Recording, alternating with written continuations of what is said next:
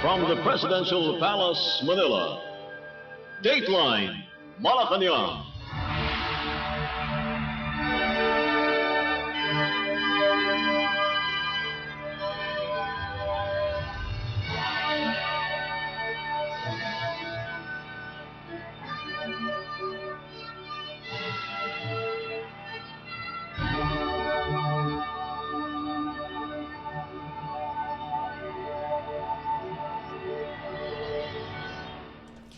Good day, this is Daeteline Malacañang, and here are the news.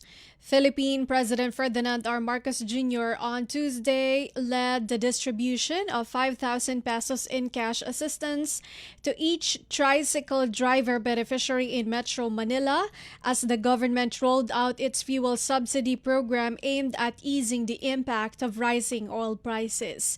President Marcos oversaw the distribution of the financial aid at the ASAC Covered Court in Santa Mesa to support public utility vehicle or PUV drivers affected by the continued increase in the prices of petroleum products amid the Middle East crisis. Speaking to reporters after the distribution, President Marcos said around 30,000 tricycle drivers received the fuel subsidies during the initial aid rollout. President Marcos said the assistance would first cover tricycle drivers, followed by jeepney drivers and Transport Network Vehicle Services or TNVS drivers. Nandito lang po kami para tignan itong ginagawa natin. Ito na nagsimula itong distribution. Alam naman ninyo ang nangyari, nagkagera sa Middle East, doon sa pinanggagalingan ng langis, nagtaasan ng presyo ng langis, tinamaan ngayon tayo. Wala naman tayong kinalaman doon sa gera na yan. Pero siyempre, pagka tumaas yung langis, damay lahat.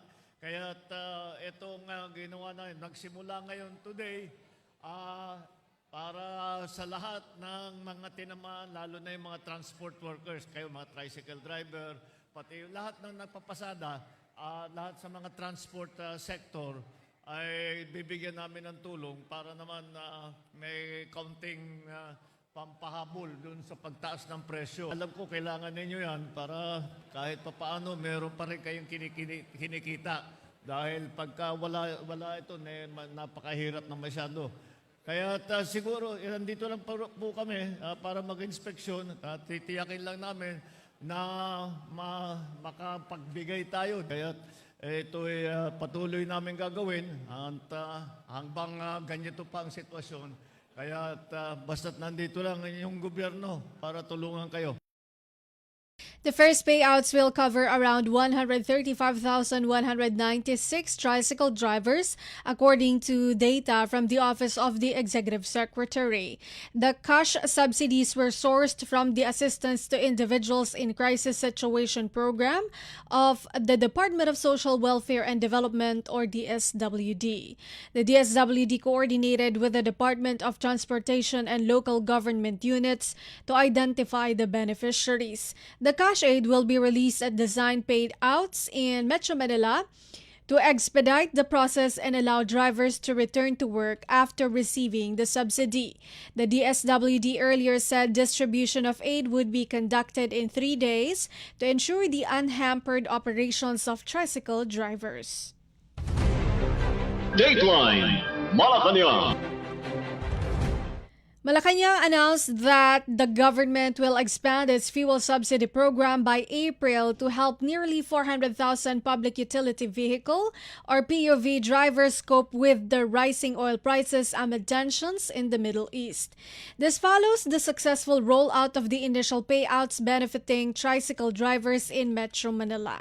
The distribution of 5,000 pesos in cash assistance kicked off at ASAC Covered Court in Santa Mesa, Manila, covering around 135,196 tricycle drivers from the country's metropolis. In a statement, Executive Secretary Ralph Recto said the expanded program would benefit a total of 396,352 PUV drivers in Metro Manila, including Transport Network Vehicle Services or TNVS drivers, motorcycle taxi drivers, bus drivers, and jeepney drivers. He said the initiative implemented under the Department of Social Welfare and Development's or DSWD Assistance to Individuals in Crisis Situation program aims to ease the pain at the gas pump and the pinch on the beneficiary's income. Recto said the nationwide distribution of fuel subsidies would likely be conducted by April once the DSWD, Department of Transportation, and Land Transportation Franchising and Regulatory Board or LTFRB have finalized the list of beneficiaries. Recto said the government would also launch a Libreng Sakay program to help commuters, especially students and workers, save money amid the rise commodity prices. Recto added that local government units with free bus services may be asked to extend operating hours. Dateline Malacañang. The government continues to closely monitor developments in the Middle East. Philippine President Ferdinand R. Marcos Jr. assured the public, expressing readiness to provide support should the conflict escalate. President Marcos allayed public concerns, saying affected Filipinos will receive assistance from the government to ensure that their livelihood and daily commute will not be disrupted. He expressed optimism that the ongoing crisis in the Gulf region would not significantly affect the Philippines. President Marcos earlier directed government agencies to prepare contingency measures and implement energy-saving efforts amid possible oil price shocks linked to tensions in the Middle East. Malacañang said the administration is closely monitoring fuel prices and other potential economic effects of the conflict, acknowledging that the disruptions in the oil-rich region could affect global supply and transport costs. The Philippines imports most of its oil requirements, making the country vulnerable to geopolitical tensions that could drive up global petroleum prices and impact local fuel costs. President Marcos has certified as urgent a proposed measure to amend the Biofuels Act of 2006 to address the impact of rising fuel prices amid global market volatility, particularly due to Middle East crisis. Dateline Malacañang. The Philippine government has stepped up its repatriation efforts for overseas Filipino workers or OFWs affected by the Middle East crisis, with 6 scheduled flights arriving. At a media briefing in Mandaluyong City, Overseas Workers Welfare Administration or OWA Chief Patricia Yvonne P.Y. Kaunan said these 6 flights carry 75 government-assisted OFWs. She said the flights are part of an ongoing large-scale evacuation program expected to bring home nearly 2,000 OFWs by the end of the week or early next week. The Department of Migrant Workers or DMW, in coordination with the OWA and the Department of Foreign Affairs or DFA, said close to 1,200 repatriation cases have already been funded, covering pre-departure processing, airfare, and post-arrival assistance. She said repatriation operations follow a multi-stage process, with OFWs transported via land border crossings from conflict-affected areas to designated exit points in neighboring countries such as Saudi Arabia, Egypt, and Oman. From there, they are flown back to the Philippines via chartered or commercial flights. DMW Secretary Hans Leo Kakdak assured that OFWs crossing borders by land are safe and are assisted by various Philippine government teams deployed on both sides of the border crossings through immigration and security checks and onward to the country. He said that in some Middle Eastern areas, limited commercial flights are also operating, particularly from the United Arab Emirates or UAE, with additional routes gradually opening in Qatar, Jordan, and Lebanon. Patuloy yung ating land crossings in each country. As we know, there are limited airport operations in Jordan, in Lebanon, in UAE, and somewhat beginning in Qatar. Meron rin nakakauwing pinopondohan nating ticket from Qatar, and I'll ask Admin P to elaborate later. But otherwise, land crossings, and again, if we could illustrate a map, if you could illustrate a map, there are identified land crossings per country. Hindi ko na dito ko yun pa detalyehin ano yon for security reasons. And there are designated adjacent countries kung saan lalabas yung mga tao natin. And on both sides, nakaposition na ang DMW OWA personnel, regular and augmentation personnel. So meron na rin mga lumipad doon to position themselves in the land crossings outside or once they cross any of the affected countries para doon sa kabilang adjacent country, and then from there, lilipad sila pa uwi sa Pilipinas. From the time an OFW expresses intent to be repatriated and gets listed, Administrator Kaunan said repatriation typically takes over a week to complete, depending on visa processing, security conditions, and flight availability. As of the latest date, she said at least 657 OFWs are now in the pipeline for return, with many currently housed in temporary accommodations while awaiting flights.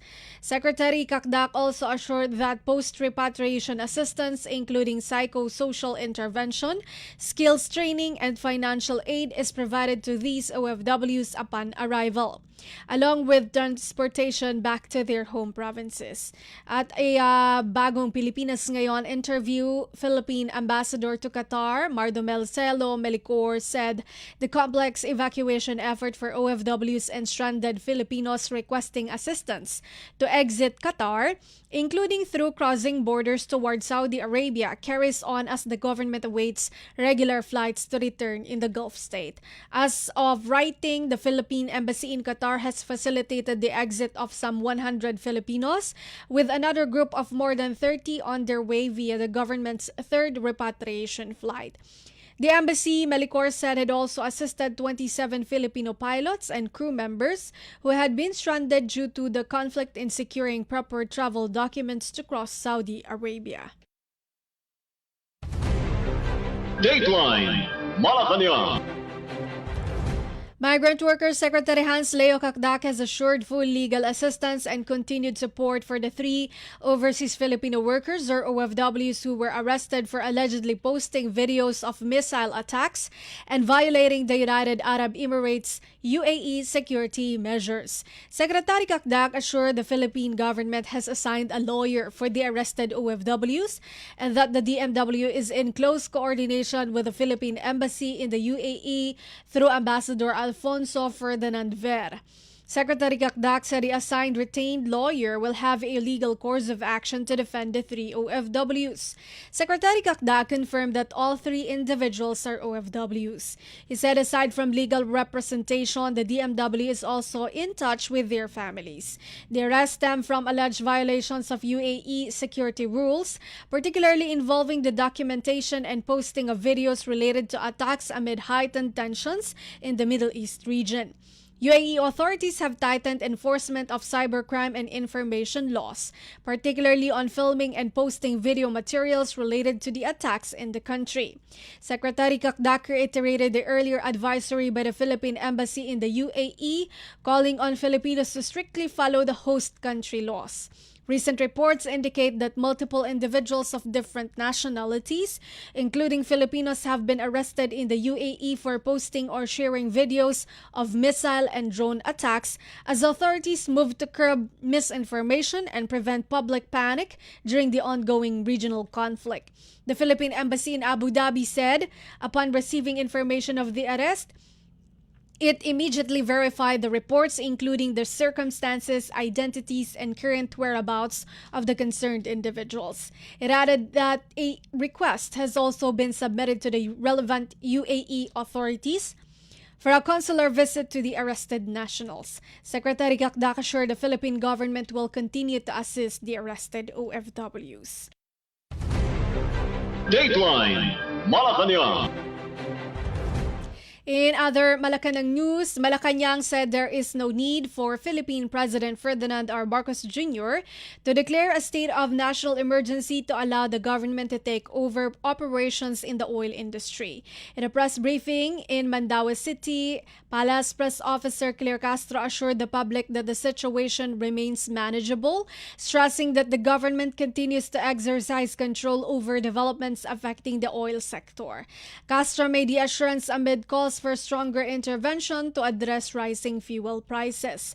Castro noted that the Department of Energy or DOE is maintaining close coordination with oil companies to monitor supply and pricing movements.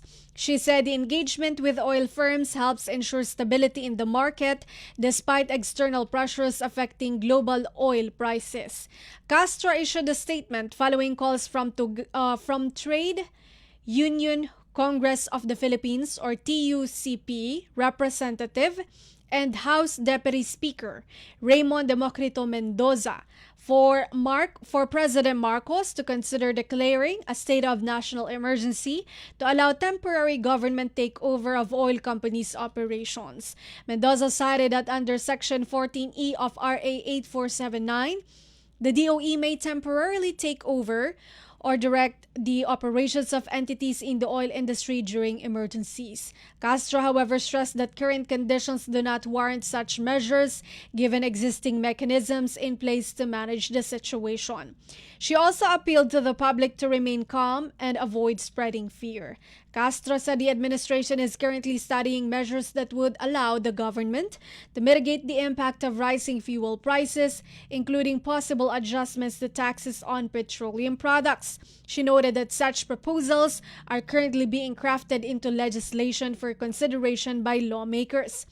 Castro added that proposals to amend or repeal the oil deregulation law are matters best left to Congress. Sa ngayon po ay wala pa po tayo sa ganung sitwasyon dahil ang pamahalaan po sa pamamagitan ng Department of Energy sa pamumuno po ni Secretary Sharon Garin ay nakakausap pa po ang mga oil companies, ang namumuno sa mga oil companies at wala po tayong sa ganung sitwasyon. At ngayon po ay binabalangkas at gagawin pong batas ang pagbibigay ng kapangyarihan sa Pangulo para mabawasan ang karagdagang buwis sa mga produktong crudo or fuel. Ang pakiusap lamang po natin sa ngayon, dahil nasa sitwasyon tayong ganito, let us refrain from doing activities like fear-mongering. Mas nakakadagdag po ito ng takot sa ating mga kababayan, samantalang ang Pangulo po at ang gobyerno ay still under control, in control of the situation. Officer Attorney Claire Castro. Daeteline Malacañang. Malacañang said that Vice President Sara Duterte's criticism of Philippine President Ferdinand R. Marcos Jr. may have been based on wrong information following her remarks questioning the administration's handling of the impacts of the Middle East crisis. Palace Press Officer Claire Castro made a statement after Duterte said in a recent interview that President Marcos had many shortcomings, citing concerns over empathy and alleged issues in the use of public funds. Castro said the Vice President's response may have been influenced by a flawed premise raised during the interview. Castro also pushed back against claims that President Marcos has many shortcomings. She noted that the administration has rolled out various programs including fuel subsidies for public transport drivers, farmers, and fisher folk to cushion the impact of the Middle East crisis. Nakakuha po ako ng transcript niyan.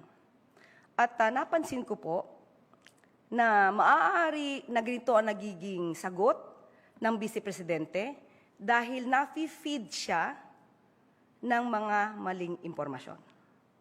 Okay, may isang reporter, hindi po natin alam kung sino, ang tanong ganito, and I quote, "Ma'am, ang mga OFW, masamang-masama ang loob kay PBBM lalo't hindi niya sinalubong sa airport yung mga na-repatriate nating mga kababayan.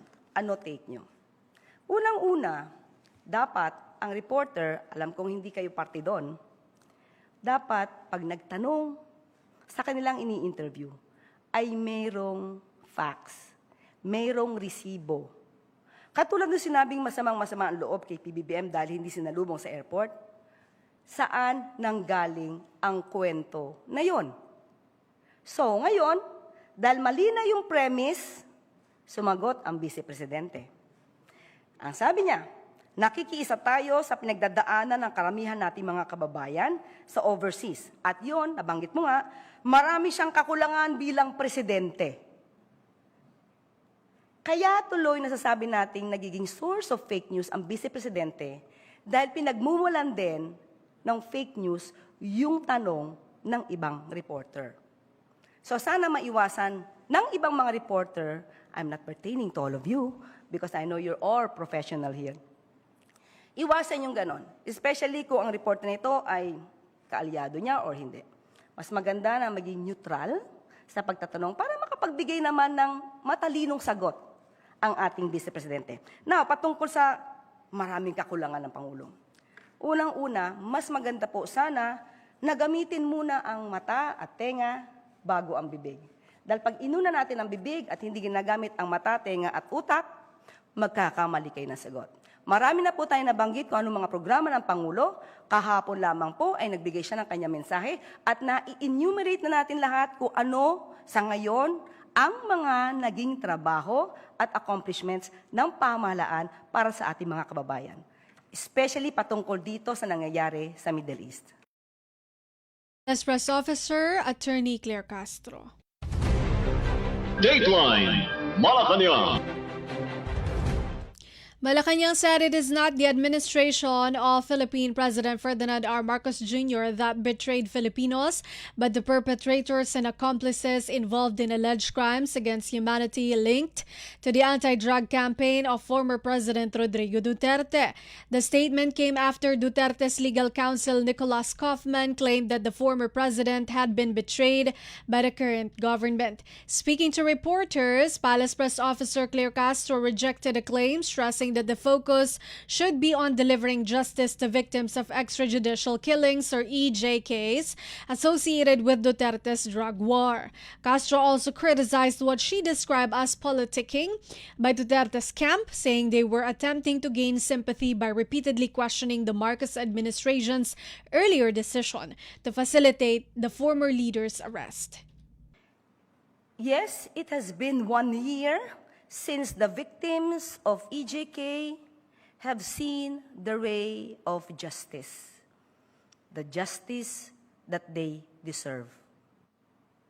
It is not the president who betrayed the Filipinos, but the perpetrators and co-perpetrators in the commission of the crimes against humanity who betrayed and continuously betray the Filipino people.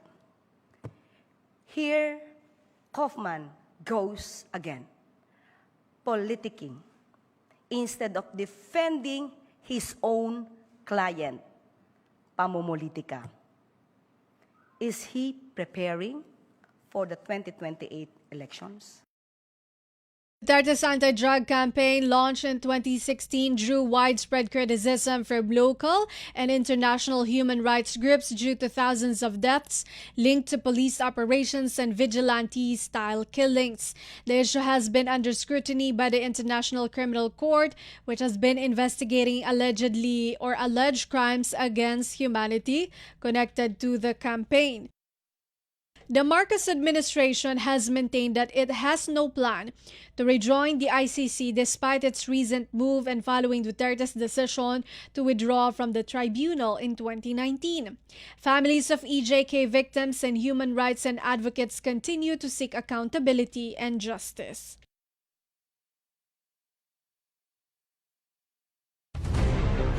Daeteline Malacañang.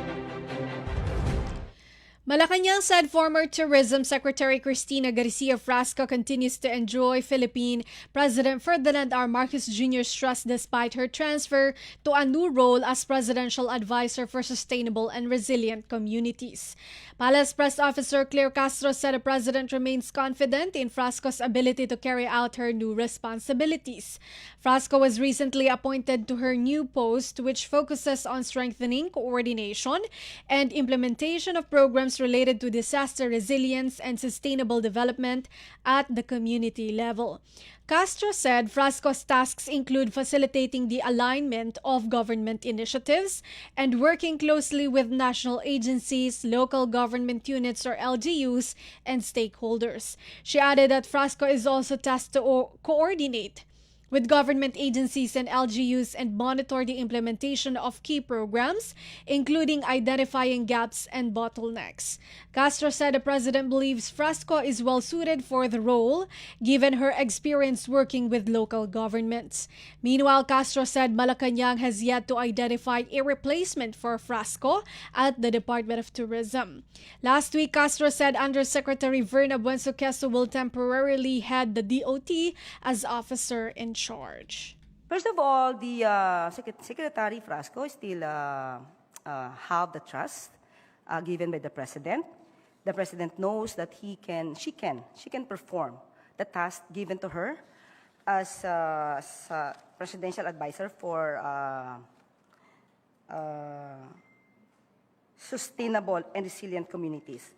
The task given to her, and I will just quote, number 1, facilitate the integration and alignment of national government initiatives, plans, policies, and programs aimed at promoting sustainable and resilient communities, including initiatives relating to disaster risk reduction, climate adaptation, environmental stewardship, and sustainable local development. Another task, coordinate with national government agencies, local government units, and relevant stakeholders to support the effective implementation of presidential directives and priority national initiatives relating to sustainable and resilient communities. Monitor the progress of implementation of such directives and initiatives and identify gaps, bottlenecks, or coordination issues affecting efforts to promote sustainability and resilience of communities. So, mas alam po ng Pangulo na kakayanin po ni Secretary Frasco ang pakikipag-ugnayan sa lokal na pamahalaan at sa patungkol po para po mas maibsan po ang mga maaaring danasin ng ating mga kababayan kapag ka po may mga sakuna o may mga pangyayaring hindi natin inaasahan tulad ng bagyo, lindol, at iba pang mga klaseng maaaring emergency cases. Palace Press Officer Claire Castro. Daeteline Malacañang. And that is all for today's Daeteline Malacañang for Radyo Pilipinas World Service. This has been Bea Gaza-de Guzman. From the Presidential Palace, Manila, Daeteline Malacañang.